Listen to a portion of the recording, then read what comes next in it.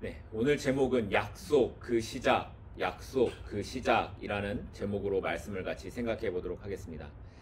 2011년 미국 텍사스에 살고 있는 로라와 맷이라는 두 커플이 있었습니다. 한 커플이죠. 네, 있었습니다. 결혼식 준비로 이 커플은 바쁜 날들을 보내고 있었는데 결혼식을 몇 주 앞둔 어느 날 맷이 그만 교통사고를 당하게 되었고 사고로 전신마비 판정을 받게 되었습니다. 병원에 누워서 혼자서는 움직일 수도 없는 맷은 매일같이 자신을 돌보는 로라에게 이렇게 말했습니다. 나는 이제 너에게 짐이 될 뿐이야. 넌 더 나은 사람을 찾아야 돼. 맷은 자신의 이 결정이 옳다고 생각을 했지만 로라의 대답은 달랐다라고 합니다. 로라는 이렇게 말했습니다. 우리의 약속은 네가 완벽해서가 아니라 내가 선택한 나의 미래에 대한 약속이었어. 나는 어떤 상황에서도 너하고 함께 할 거야. 그렇게 몇 달 뒤에 두 사람은 결혼식을 올렸고 참석한 사람들은 눈물을 흘리며 응원해 주었다라고 합니다. 만약 여러분이라면 이런 상황에서 어떤 결정을 하셨을 것 같으십니까? 물론 로라의 말은 단순히 약속을 지켜야 한다라는 의미보다는 그 맷을 남자를 사랑하는 마음 때문이었을 것이다 라고 생각을 합니다. 하지만 그럼에도 오늘날처럼 약속을 너무나 쉽게 생각하는 우리들에게 약속의 의미가 어떤 것인가를 생각해 보게 하는 그런 글인 것 같습니다. 더군다나 하나님을 믿는다고 고백하는 성도들에게 있어서 약속이란 더욱 특별한 의미를 갖고 있기 때문입니다. 왜냐하면 우리의 믿음은 단순히 감정이나 순간적인 결단에 머물지 않고 하나님과 맺은 그 언약 안에서 그분의 뜻을 따르는 삶을 살아가겠다라고 헌신하는 약속이기 때문에 그렇습니다. 그래서 오늘은 본문을 통해 이 약속에 관한 말씀을 오늘 본문을 통해 함께 생각해 보려고 합니다. 우리가 살펴본 것처럼 노아의 홍수 이후에 그 아들들 3명 있었죠. 누굽니까? 셈과 함과 야벳을 통해서 다시 시작된 인류의 역사는 몇 세대를 지나지 않아, 아니 어쩌면 노아의 시대부터 다시 죄의 모습으로 돌아가는 모습을 우리는 발견했습니다. 분명히 이 홍수라는 하나님의 심판을 경험했음에도 불구하고 인간들은 하나님을 떠나서 자기들만의 세상을 만들어 싶어 했고 하나님처럼 높아지고 싶어 했습니다. 문명이 발전하면 발전할수록 더 하나님을 떠나가는 거죠. 하지만 그 가운데서도 하나님의 언약의 족보는 계속되었고 셈의 족보를 통해 드디어 믿음의 조상이라고 불리는 이 아브라함까지 그 언약의 족보가 이어져 오게 되었다라는 것을 지난 시간에 우리는 살펴봤습니다.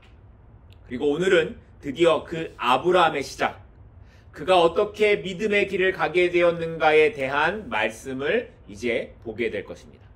먼저 오늘 본문을 보기 전에 오늘 본문인 이 12장의 중요성에 대해서 우리가 잠깐 살펴보면 창세기는 두 부분으로 나누어서 생각해 볼 수 있어요. 앞서서 우리가 살펴봤던 창세기 1장부터 11장까지를 흔히 원시시대라고 구분을 하고요. 오늘부터 시작되는 12장부터를 족장시대라고 구분을 합니다. 원시시대는 창조와 타락, 그리고 가인과 아벨로 이어지는 인간의 죄의 모습, 또 노아의 홍수, 그리고 바벨탑 사건까지를 기록하고 있는 반면에 족장시대는 아브라함과 이삭과 야곱과 그리고 마지막 누굴까요? 요셉까지를 기록함으로써 하나님께서 어떻게 구원 계획을 이어가시고 하나님의 백성들을 선택하셨는지를 보여주는 내용을 담고 있습니다. 그래서 원시시대는 창조와 타락, 그리고 심판에 대한 문제를 기록했다면 족장시대는 이렇게 타락한 인간을 구원하시기 위한 하나님의 언약과 구원 계획이 기록된 것이라고 보면 창세기 전체를 이해하는 데 도움이 되실 겁니다. 자, 그러면 이제 본격적으로 오늘 본문 1절 말씀부터 보도록 하겠습니다. 1절입니다.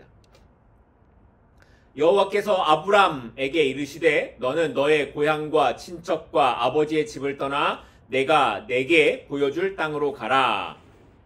우리가 알고 있는 이 아브라함의 원래 이름이 뭐라고요? 아브람입니다. 창세기 17장을 보면 하나님께서 아브람에게 약속을 주시고 그 이름을 바꾸시는 장면이 기록되어 있는데 그때부터 아브람의 이름이 아브람함으로 바뀐 겁니다. 그런데 이 이름의 뜻을 보면 히브리어로 아브는 아버지라는 뜻이고요. 람은 존귀하다, 그리고 라함은 많은 무리, 많은 민족, 이런 뜻을 갖고 있습니다. 그러니까 아브람은 존귀한 아버지라는 뜻이고 아브라함은 많은 민족의 아버지란 뜻이 되는 거죠. 이해가 되십니까? 아무튼 우리는 편의상 이제부터 그냥 합쳐서 아브라함이라고 부르도록 하겠습니다. 지난주에 살펴본 것처럼 갈대아 우르에서 살고 있던 아브라함은 하나님의 음성을 듣고 아내 사레와 조카 롯 그리고 아버지 데라와 함께 고향을 떠나게 되었습니다. 그리고 길을 가다가 머무르게 된 곳이 어디였습니까? 하란이라는 곳이었습니다. 그런데 왜 데라가 이 가족들과 함께 길을 가다가 하란에 멈추어 서게 되었습니까? 사실 갈대아 우르나 데라가 멈춘 하란은 메소포타미아 문명의 발생지로 알려진 유브라테스 강을 따라 생겨난 도시들이었습니다. 우르는 그 유브라테스 강의 하류에 있었고 하란은 상류에 있었을 뿐 사람들이 많이 모여 살고 있던 이 강을 따라 가장 문명화된 두 도시였다라는 거예요. 그러다 보니 하란에서 정착해서 사는 것이 살기에 훨씬 더 좋은 환경들을 가지고 있었다라는 겁니다. 그리고 이렇게 문명화된 도시일수록 하나님을 떠난 사람들이 많이 있어서 아브라함의 아버지 데라 역시 하나님이 아닌 다른 신을 섬기고 있었다고 성경이 말합니다. 여호수아서 24장 2절 말씀인데요. 여호수아서 24장 2절입니다. 여호수아가 모든 백성에게 이르되 이스라엘의 하나님 여호와께서 이같이 말씀하시기를 옛적에 너희들의 조상들 곧 아브라함의 아버지 나홀의 아버지 데라가 강 저쪽에 거주하여 다른 신들을 섬겼다라고 말을 해요. 다른 신들을 섬겼다.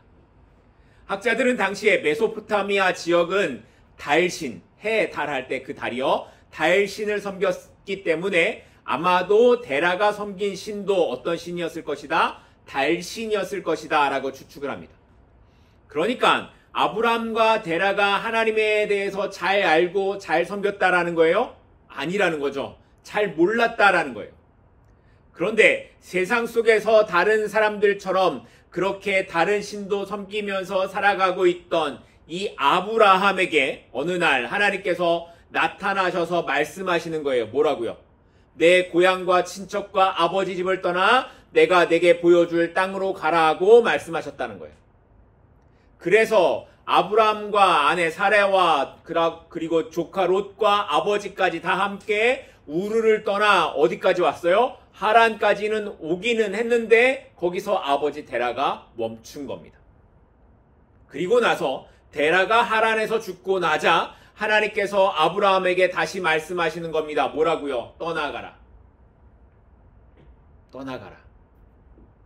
그런데 이 말씀이 보통 일이 아닌 겁니다.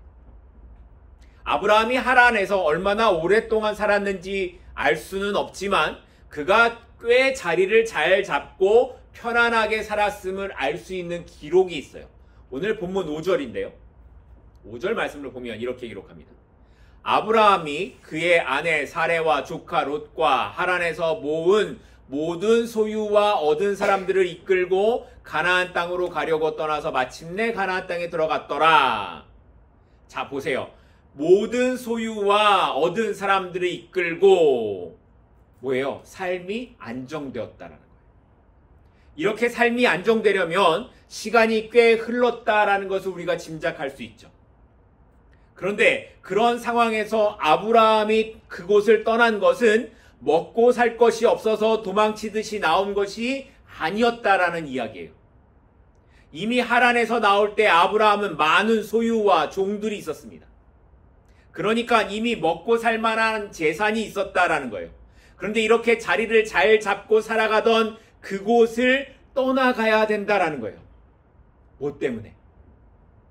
살만한데 뭐 때문에 아브라함이 여기를 떠나가야 된다라는 거예요? 하나님의 말씀 때문이라는 겁니다. 여러분, 지금도 우리가 멀리 이사를 가거나 낯선 환경에서 다시 뭔가를 시작해야 된다라고 하는 건 쉽지 않은 일입니다. 지금도 그런데 고대 사회에서 자신의 고향을 떠나 낯선 곳으로 이주한다라는 건 자기의 생존을 걸어야 하는 일이었습니다. 이것은 자신을 지켜주는 울타리가 없어지는 것이고 자신의 안전함과 안락함과 편안함을 다 던져야 하는 그런 일이었습니다. 그런데도 아브라함이 그 모든 것을 뒤로 하고 그곳을 떠났던 이유가 뭐라고요? 오직 하나, 하나님의 말씀 때문이었다라는 거예요. 하나님께서 말씀하신 그 약속 하나를 믿고 아브라함은 이 모든 것을 다 던져버렸다라는 겁니다. 그러면 도대체 하나님의 약속이 뭐였길래, 하나님의 말씀이 뭐였길래 아브라함이 이 안정된 삶을 떠나서 알지도 못하는 곳을 향해 갔던 걸까요? 오늘 본문은 2절과 3절에 이렇게 말을 합니다. 하나님의 약속이 이렇게 아브라함에게 있었습니다. 내가 너로 큰 민족을 이루고 내게 복을 주어 내 이름을 창대하게 하리니 너는 복이 될지라. 너를 축복하는 자에게는 내가 복을 내리고 너를 저주하는 자에게는 내가 저주하리니 땅의 모든 족속이 너로 말미암아 복을 얻을 것이니라 하신지라. 자, 2절 말씀에 나타난 하나님의 약속을 간단하게 정리해보면 세 가지 약속으로 나눌 수 있어요. 첫 번째는 뭐냐면 큰 민족을 이룬다는 것이고, 두 번째는 이름을 창대하게 한다는 것이고, 세 번째는 복이 될 것이다 라는 거예요. 세 가지 약속으로 정리할 수 있어요. 자, 그런데 실제로 아브라함이 얼마나 큰 민족을 이루었습니까? 지금 전 세계의 종교들, 가장 큰 종교들을 말한다고 하면 기독교, 이슬람, 이렇게 종교일 거예요. 그리고 이 두 종교의 사람들이 가장 많은 인구수를 이루고 있습니다. 그런데 이처럼 기독교나 유대교나 이슬람이나 여기 이 모든 종교의 믿음의 조상이라고 말하는 사람이 누구예요? 아브라함이에요. 그러니 아브라함의 이름도 그만큼 역사 속에서 가장 유명한 사람이 되었다는 거예요. 물론 하나님께서 주신 이 약속은 이런 의미에서의 약속은 아니었습니다.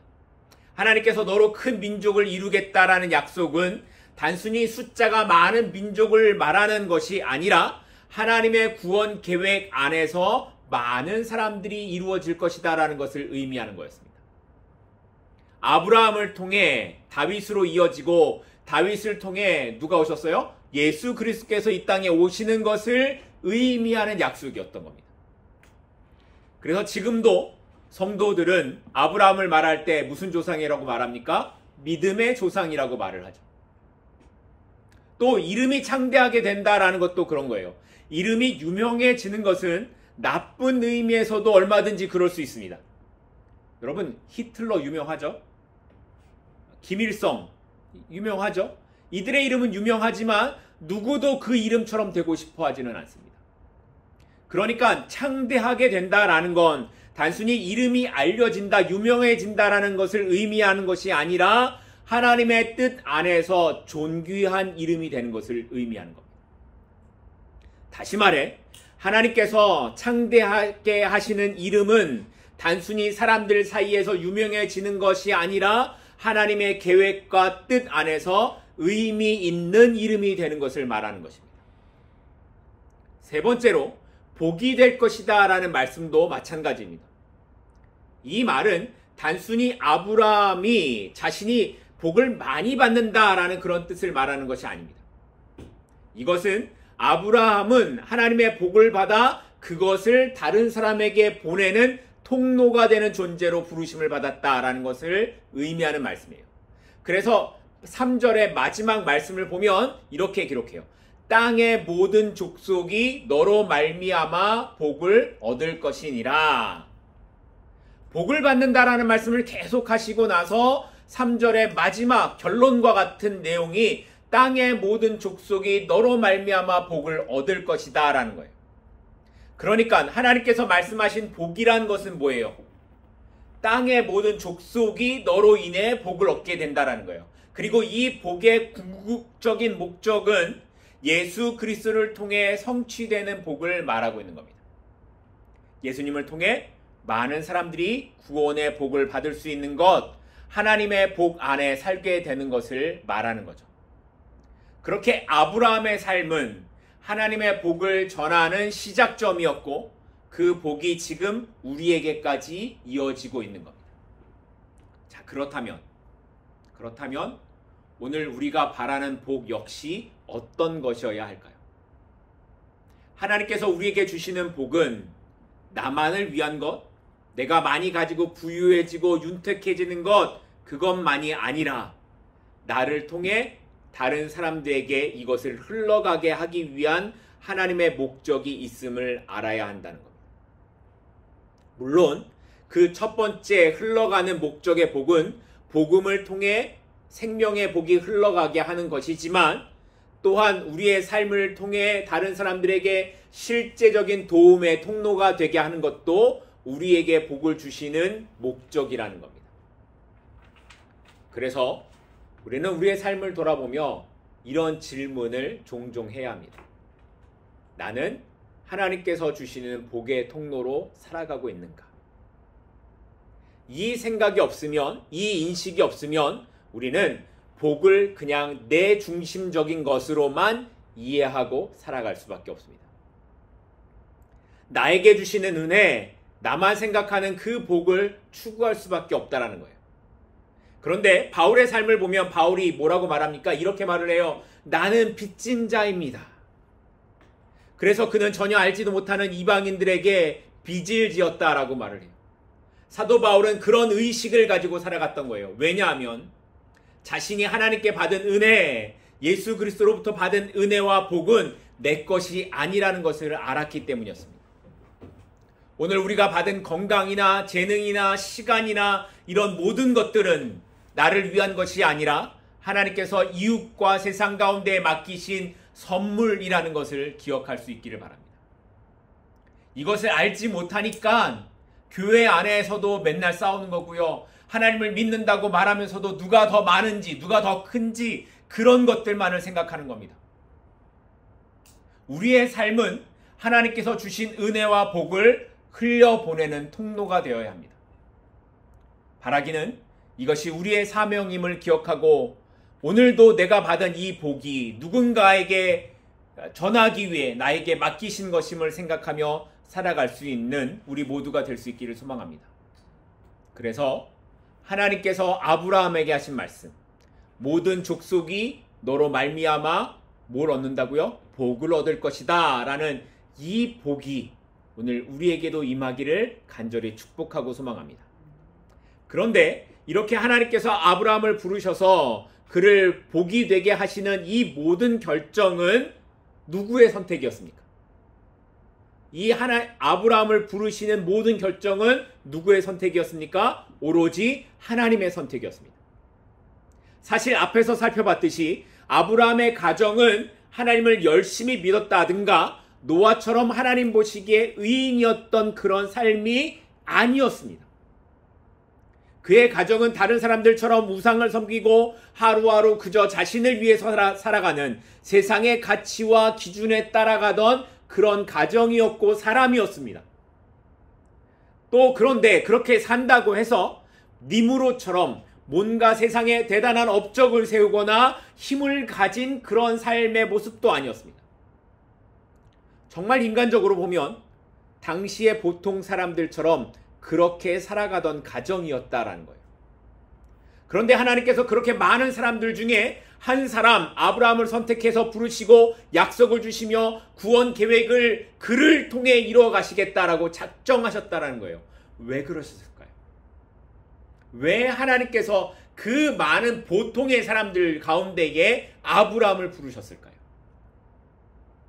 아니 어차피 하나님을 모르는 것 똑같고 우상을 섬기는 것 똑같다면 니무롯처럼 힘을 가지고 있고 능력도 있고 따르는 사람들도 많은 그런 사람을 선택하는 것이 훨씬 더 효과적인 방법이지 않겠습니까? 그런데 왜 이렇게 평범하고 특별한 능력이나 영성도 없는 아브라함을 선택하셔서 믿음의 조상을 만들어 가셨던 걸까요?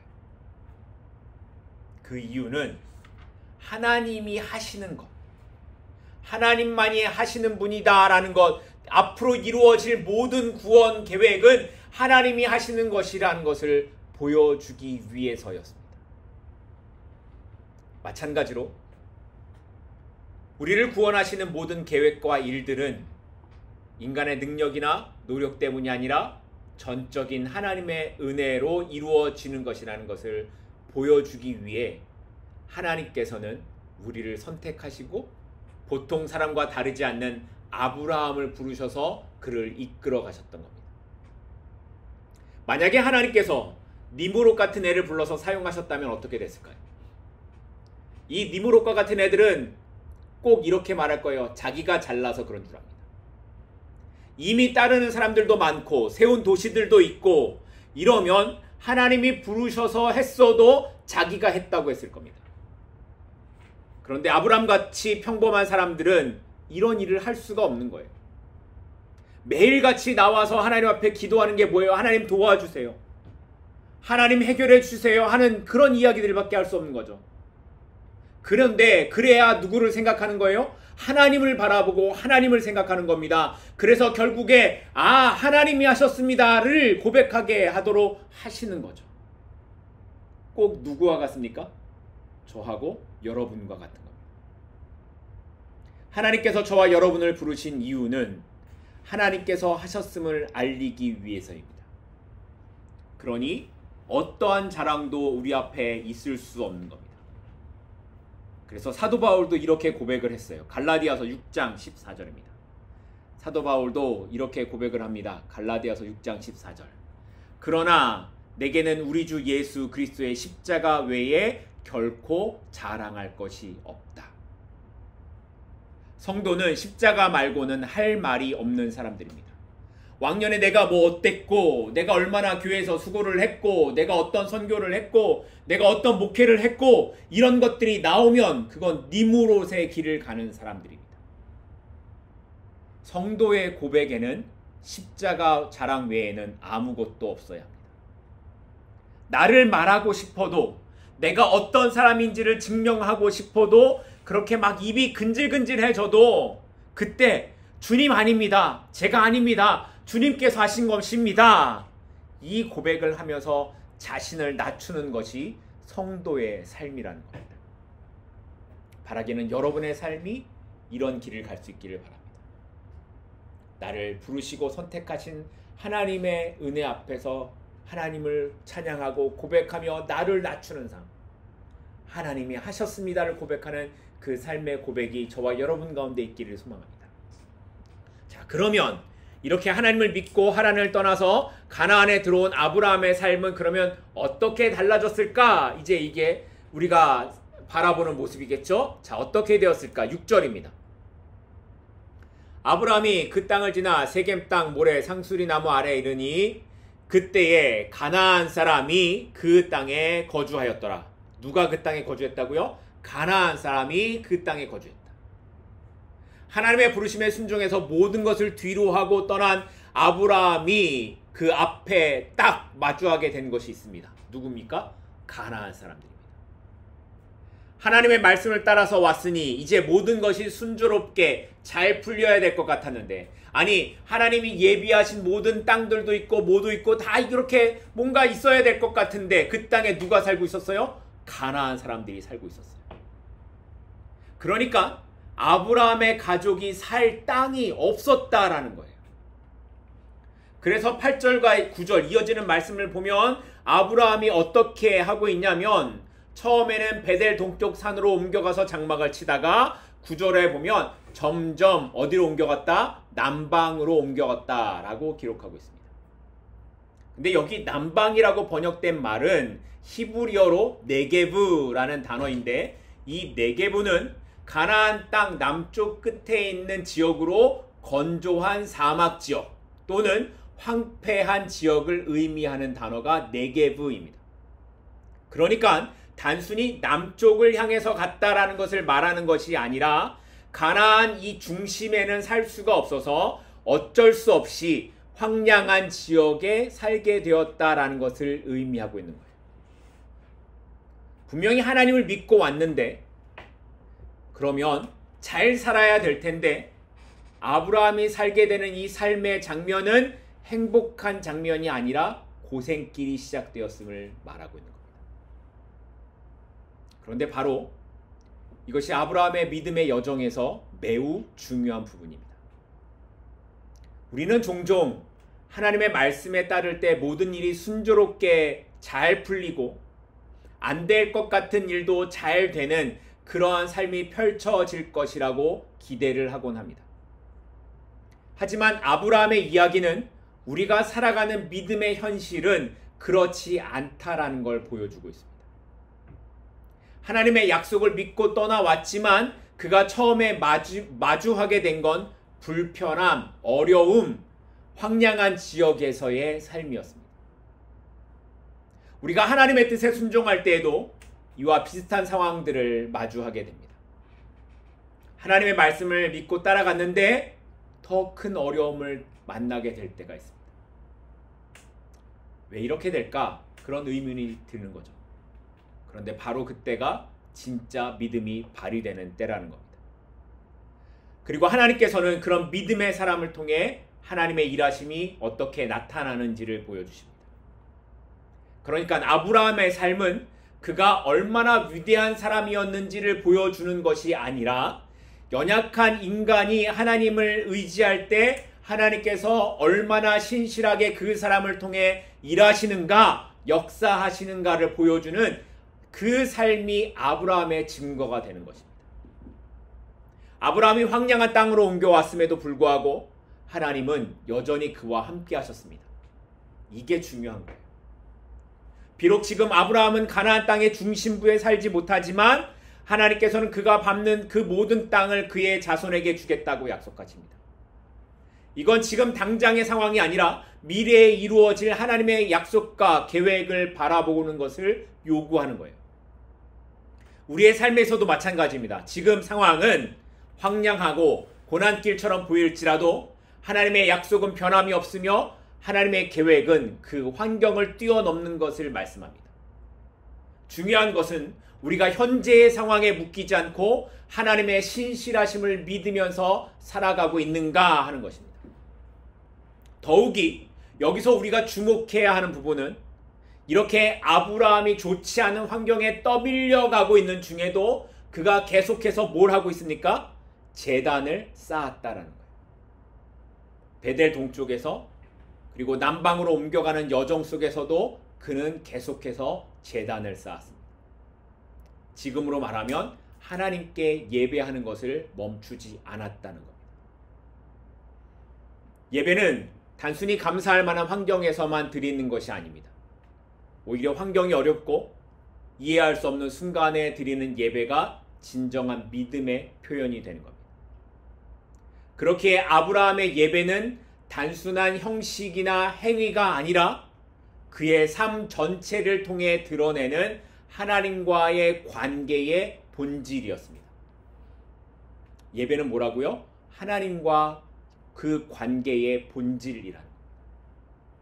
그리고 어려운 환경 속에서도 제단을 쌓았다는 것은 아브라함이 자신의 삶의 주권이 여전히 하나님께 있음을 인정하고 자신의 상황을 넘어서 하나님의 약속을 붙들었다라는 것을 보여주는 겁니다.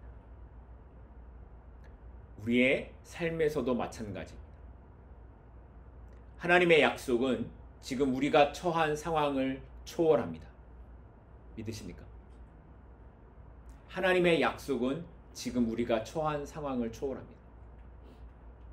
우리가 하나님의 계획을 다 알 수 없고 때로는 이해할 수 없는 길로 가야 할지라도 하나님의 약속은 변하지 않으십니다.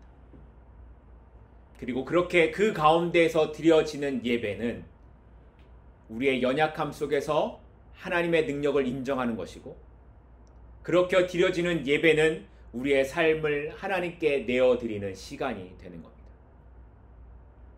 예배를 통해 하나님은 우리가 우리의 시선을 환경에서 하나님으로, 두려움에서 소망으로 그렇게 바뀌어지기를 원하고 계십니다. 그리고 그렇게 예배하는 사람들 가운데에 하나님의 능력이 역사하기 시작하는 것입니다. 오늘 우리의 어떤 환경에서라도 하나님을 예배하실 수 있기를 바랍니다. 나의 상황을 넘어 역사하시는 그 하나님께서 하나님의 말씀의 약속 가운데 일하실 것이기 때문입니다. 이제 아브라함을 통해 약속의 그 첫 시작을 시작하신 하나님이 오늘 우리에게도 동일하게 말씀하시고 약속하십니다. 네가 어디 있든지 네가 어디로 가든지 내가 너와 함께 할 것이고 내가 반드시 너를 이끌어내어 나의 나라 가운데 들어가게 할 것이다. 이 하나님의 약속을 믿으시고 그 약속의 시작 가운데 함께 나아가시는 저와 여러분들이 될 수 있기를 간절히 소망합니다. 기도하겠습니다.